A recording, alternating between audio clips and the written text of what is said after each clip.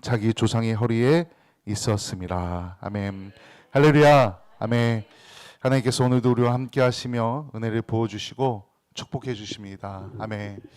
앞서 6장에서 하나님께서 주신 확실한 그 약속을 믿고 나아가라고 권면을 했습니다. 그리고 이제 7장에서는 그 약속의 본체이신 예수 그리스도의 우월성을 강조합니다. 그리고 그 우월성을 강조하기 위해서 멜기세덱이라는 인물, 창세기 14장에 나왔던 그 이야기를 꺼내면서 멜기세덱에 대해서 설명하면서 이 멜기세덱은 대제사장이신 예수님의 그림자임을 설명하면서 이것을 통해 예수님이 얼마나 뛰어나신 분인지 우리에게 다시 한번 설명해 주면서 믿음을 굳건하게 하라고, 이 예수님을 믿어야 한다고, 따라야 한다고 설명하고 있는 겁니다. 멜기세덱은 창세기 14장에 나옵니다. 멜기세덱은 동방에서 침략해왔던 네 왕을 아브라함이 전쟁에서 물리치고 승리하고 돌아올 때 아브라함을 만나서 아브라함을 축복해 줍니다. 히브리서 저자는 이 멜기세덱이 이 예수님께서 이 멜기세덱의 반차를 따른다고 말하는데 계보를, 그 혈통의 계통을 따르고 있다고 설명하고 있는 겁니다. 그러면서 이제 그것을 설명하기 위해 창세기 14장을 예로 들면서 다시 한번 먼저 멜기세덱을 강조하고 있는 겁니다. 이 멜기세덱에서 오늘 본문에 보니까 뭐라고 설명하고 있냐면은 의의 왕이요, 평강의 왕이요, 또한 왕이 동시에 제사장이라고 이 멜기세덱을 설명합니다. 그래서 아브라함에게 전리품의 그 10분의 1을 받았다고 말합니다. 그만큼 높은 존재라는 겁니다. 3절에서 멜기세덱을 표현할 때도 이렇게 이야기합니다. 부모도 없고 족보도 없고 시작도 끝도 없었다. 이 멜기세덱은 제사장직을 물려받은 것도 아닙니다. 잠시 맡은 것도 아니고 영원한 것이라고 말합니다. 그래서 히브리서 저자는 오늘 본문 4절을 통해서 이렇게 선포합니다. 우리 4절 말씀은 같이 읽어보겠습니다. 4절을 같이 읽어봅니다. 시작. 이 사람이 얼마나 높은가를 생각해 보라. 아멘. 이 멜기세덱 인물이 갑자기 나타났는데 이 사람의 이 상을 한번 봐라. 아브라함이 그에게 11조를 드렸다. 이 사람이 얼마나 높은 사람인가 한번 생각해 봐라. 이스라엘 민족의 선조이자 믿음의 조상 아브라함. 이 아브라함이 이 전리품의 10분의 1을 바쳤다는 겁니다.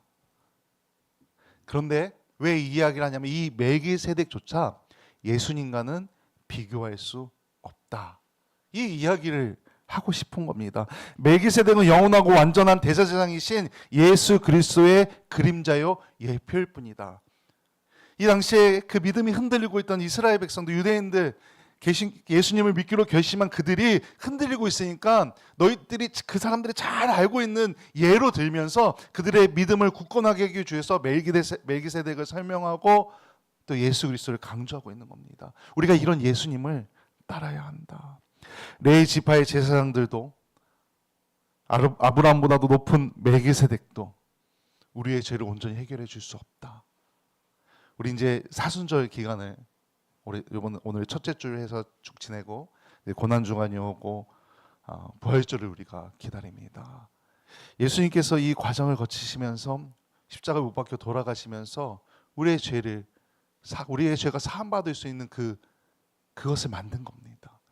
이거는 예수님만 할 수 있다. 멜기세덱이 너무나 위대하고 높은 분이었지만 우리가 그가 누군지 이렇게 성경에 설명하고 있지만 그보다 더 뛰어난 분이 바로 예수님이다. 너희가 이 예수님을 온전히 알아야 한다 하고 설명하고 있는 겁니다. 오직 예수님만이 죄의 문제를 해결할 수 있습니다. 그래야 우리가 예수님을 믿고 영접해야 그 구원의 길로 하나님 나라로 들어갈 수 있는 겁니다. 예수님을 통해 죄의 문제를 다시 한번 해결하고 오직 예수님만 바라봄으로 주님 안에 거하는 우리 성도님들이 되시길 간절히 소망합니다. 아멘. 이어서 히브리서 저자는 아브라함의 뒤를 잇는 이 아론 계통의 제사장들보다도 이 멜기세덱이 더욱 뛰어난 자임을 다시 한번 또 강조합니다. 이스라엘 백성에서 레위 제사장들이 10분의 1을 취합니다. 아브라함의 후손입니다. 그렇게 합니다. 근데 이 멜기세덱은 레위 자손도 아니면서 레위의 조상인 아브라함에게 11조를 취했다는 겁니다. 약속을 받은 아브라함을 위해 그리고 복을 빌었습니다. 축복해 줬다는 겁니다. 그렇게 멜기세덱은 아브라함보다도 높은 자다. 너희들이 그 믿음의 조상이라고 부르는 아브라함, 너희들이 너무나 좋아하는 아브라함보다도 더 뛰어난 인물이 멜기세덱이다.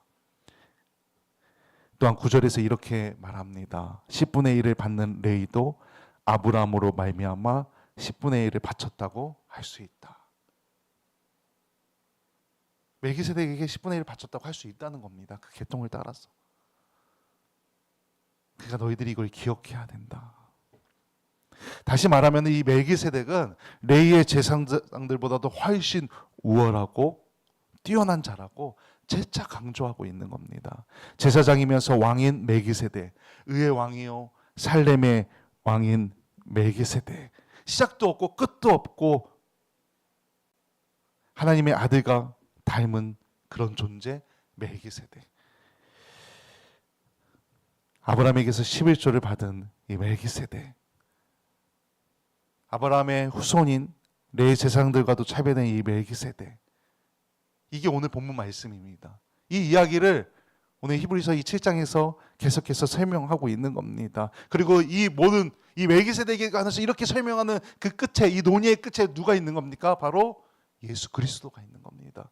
멜기세덱을 설명하기 위한 글이 아니라 이 멜기세덱을 통해 예수님을 다시 한번 강조하기 위한 글이라는 겁니다. 그래서 우리는 예수님을 기억해야 합니다. 예수님은 지극히 높으신 하나님의 대제사장입니다. 예수님을 설명하는 겁니다. 예수님은 의의 왕이시고 예수님은 평강의 왕이십니다. 시작도 끝도 없어 인간의 지각과 생각 속에 갇힐 수 없습니다.